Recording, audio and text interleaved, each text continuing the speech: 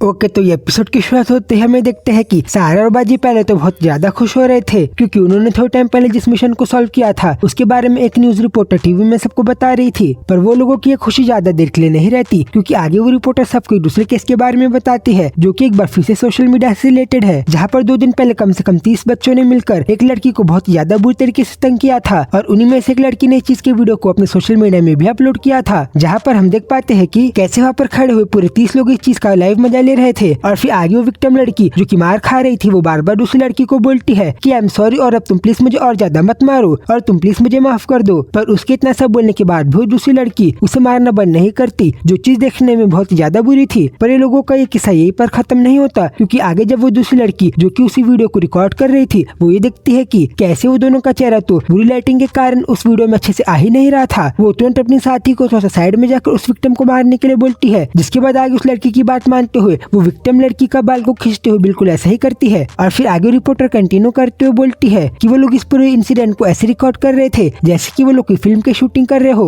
और भले ही हम लोगों ने इस वीडियो को सोशल मीडिया से हटवा दिया है पर अब तक इस चीज को कम से कम 5 लाख लोगों ने देख लिया है। जिसके बाद आगे इसी न्यूज को सुनने के बाद बाजी वहाँ के सारे लोगों को बोलता है कि अब तो मुझे शायद पहले इसी केस को सॉल्व करना पड़ेगा, इसलिए फिलहाल के लिए मैं उन जीवा गैंग के लोगों को इग्नोर करता हूँ। और क्योंकि उन्होंने मुझे सामने से प्रोवोक किया है वो लोग आगे पक्का कुछ न कुछ करके अपने आप को मेरे सामने रिवील करेंगे ही। और अब मैं उस दिन के लिए बहुत ज्यादा एक्साइटेड हूँ। तभी ऐसा बोलते हुए बाजी बहुत ज्यादा सीरियस भी लग रहा था। जिसके बाद आगे सीन दूसरी तरफ चेंज होता है जहाँ पर हम देख पाते हैं कि वही पहले वाली 2 लड़की जो कि उस दूसरी लड़की को मार की वीडियो रिकॉर्डिंग कर रहे थे उन्होंने अब 2 दिन बाद प्रेजेंट में लाइव सोशल मीडिया पे लाइव स्ट्रीम को शुरू कर दिया था। और फिर आगे वो लोग उस लाइव में सारे लोगों को बताते हैं कि उन्होंने थोड़े टाइम पहले जो वीडियो को देखी थी वो एक 30 लोगों का ग्रुप असॉल्ट नहीं था और बल्कि वो तो एक नॉर्मल फाइट थी जो कि हम लोगों के बीच आपस में हो रही थी। तभी दूसरी लॉन्ग हेयर वाली लड़की जो कि उस वीडियो की रिकॉर्डिंग कर रही थी वो आगे कहती है कि हाँ तुमने सही कहा और वहाँ पर आधे लोग जो आए थे वो लोग तो बस ऐसे ही उस लड़ाई को देखने के लिए आए थे। जिसके बाद न्यूज में आई हुई लड़की ही से बोलती है कि ये न्यूज चैनल वाले लोग तो कितने ज्यादा स्टूपिड है क्योंकि वो लोग दूसरे लोगों के बारे में कुछ भी कह देते हैं कि उस दिन वहाँ पर जो हुआ था वो ग्रुप असॉल्ट था। फिर जैसे ही वो दूसरी वाली लड़की देखती है कि वहाँ ऑनलाइन चैट में तो सारे लोग उन्हें गाली दे रहे थे जो भी चीज उन्होंने वो दूसरी लड़की के साथ किया था उस चीज के लिए, तभी वो हिस्सों को बोलती है कि क्या अब ये सारे लोग ये सब करना बंद करेंगे और अगर कभी ये लोग मुझे सामने से मिले तब तो ये लोगों की ये सब कहने की हिम्मत भी नहीं होगी। तभी वो दूसरी लड़की को एक आइडिया आता है कि हम दोनों तो मिलकर इन सारे लोगों के बारे में रिपोर्ट भी कर सकते हैं। इसलिए फिर आगे वो लोग अपनी ही चैट को धमकी देने लग जाते हैं ये बोलकर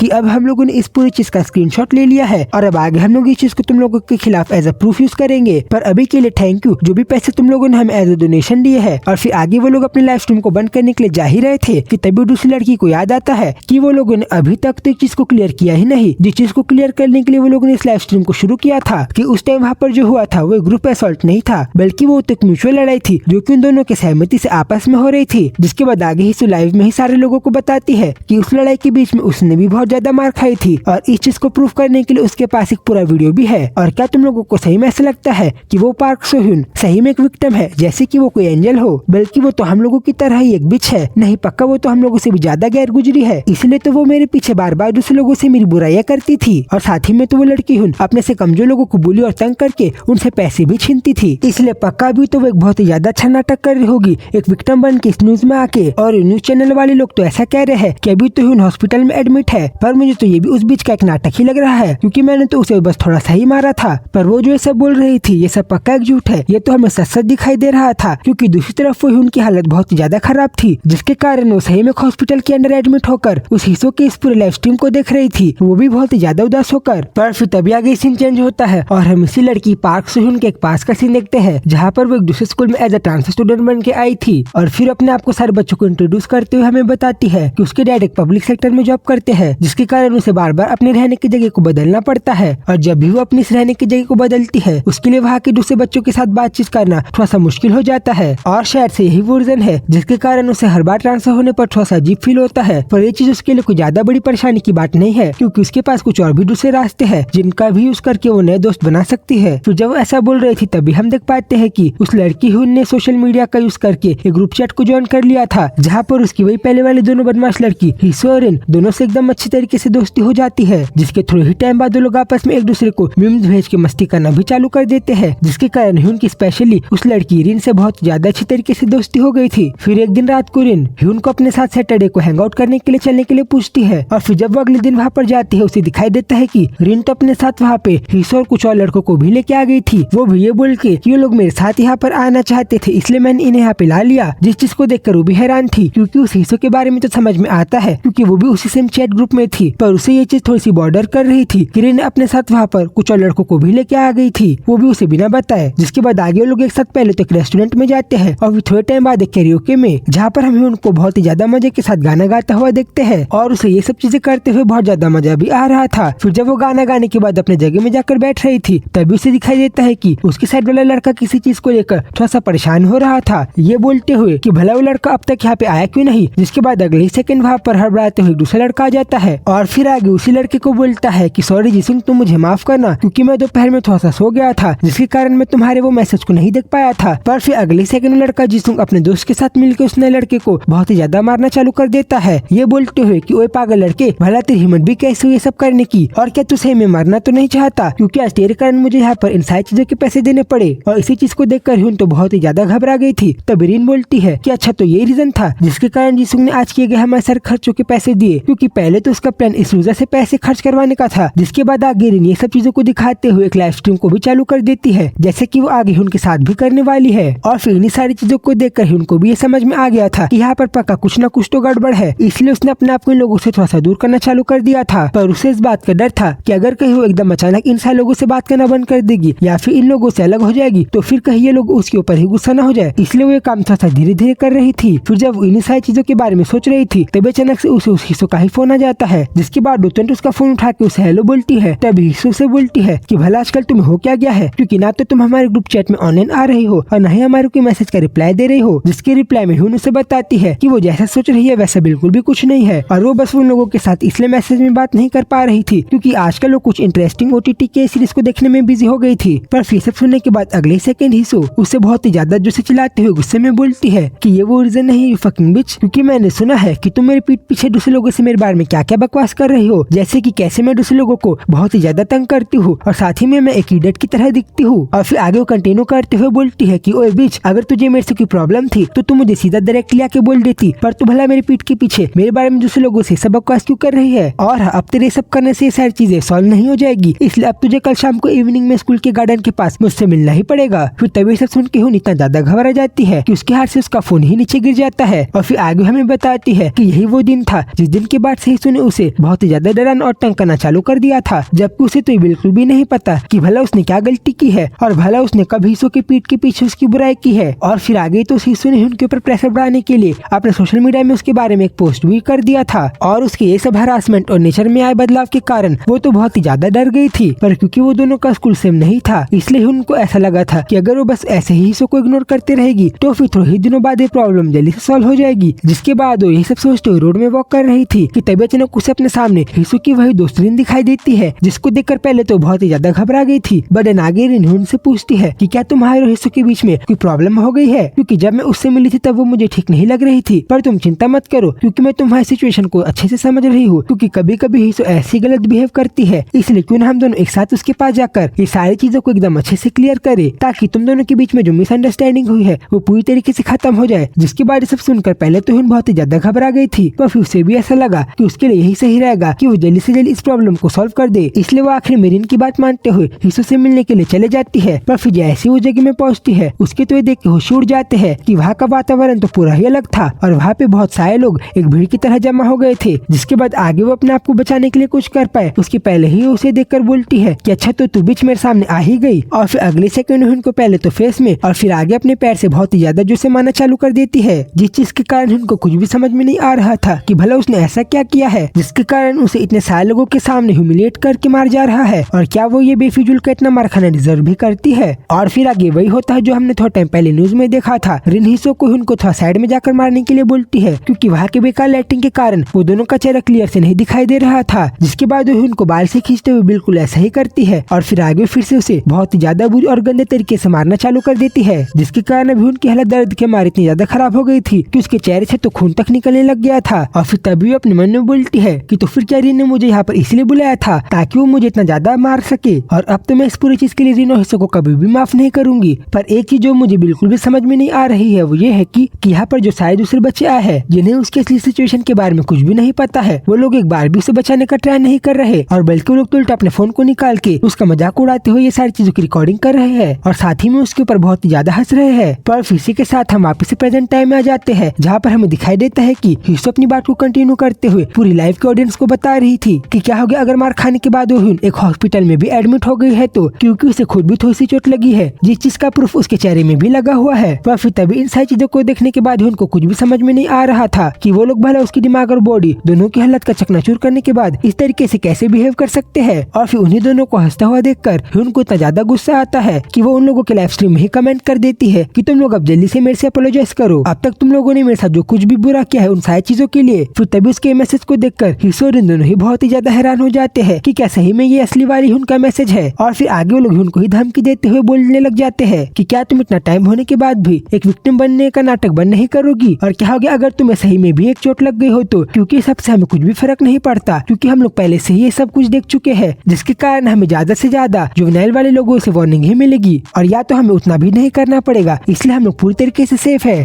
तभी उन्हें सब बोलता हुआ देख के तो उनकी आंखों से और भी ज्यादा आंसू आने लग जाते हैं। बट आगे वही सोरिन उनको और भी ज्यादा ह्यूमिलेट करे या फिर से और कुछ ज्यादा बुरा बोले, उसके पहले ही उन्हें ऐसा लगता है कि वो लोग जहाँ पर है वहाँ पे कोई और भी आ गया है, इसलिए आगे वो लोग उस आदमी से पूछते हैं कि भला तुम हो कौन। तभी वो आदमी सीधा वो लोगों के पास ही आ जाता है, और फिर तभी हमें दिखाई देता है कि ये तो और कोई नहीं बल्कि बाजी था। और फिर उन दोनों को कहता है कि ऑफ कोर्स मैं तुम्हारे इन सारे कारनामों को देख के एजुकेशन अथॉरिटी से आया हूँ, और अब आगे मैं तुम्हारे सारे कामों के लिए तुम्हें बहुत ही ज्यादा अच्छी तरीके से सबक सिखाऊंगा। जिसके बाद आगे सीन सीधा स्कूल वायलेंस अथॉरिटी कमेटी के ऑफिस में शिफ्ट हो जाता है, जहाँ पर हम सोरेन को बहुत ही ज्यादा घबरा के बैठा हुआ देखते हैं। पर इसी के साथ ये वीडियो ये पे खत्म होती है। तो गाइस इसके आगे की स्टोरी को देखने के लिए आप लोग मेरे इस चैनल को सब्सक्राइब कर दो। तो फिर जल्दी मिलूंगा उसी वीडियो में, तब तक के लिए बाय बाय।